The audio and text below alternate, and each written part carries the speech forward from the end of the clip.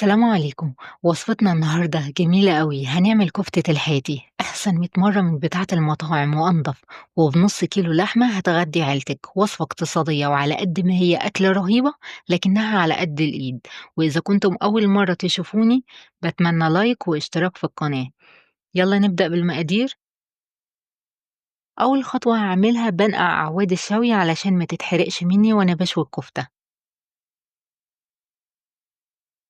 هاحتاج بصلتين ونص حزمة بقدونس بقطعهم وافرمهم في الكبة،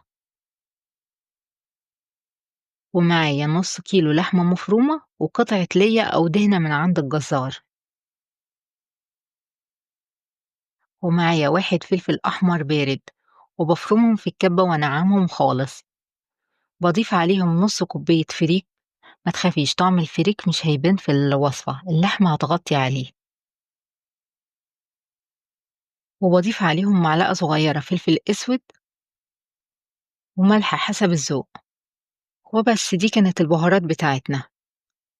بعجن كل الخليط مع بعض كويس وأسيب الكفتة في التلاجة نص ساعة علشان الفريك يتشرب من السوائل اللي نزلت من البصل.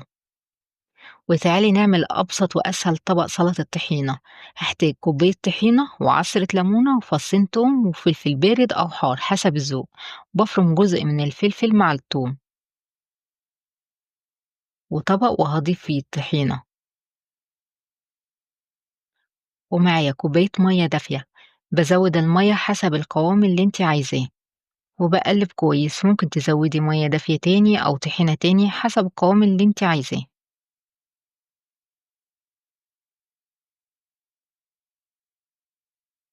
باضيف التوم والفلفل المفروم وملح حسب الذوق وربع معلقة صغيرة كمون مطحون، وبقلب كل المكونات دي مع بعض.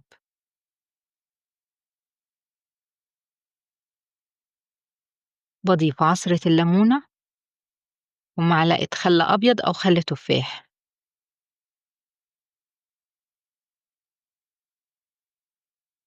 وبقلب كل المكونات دي مع بعض كويس. وبس ده كان أسرع وأسهل طبق سلطة طحينة، وبالهنا والشفا لكل اللي هيجربه.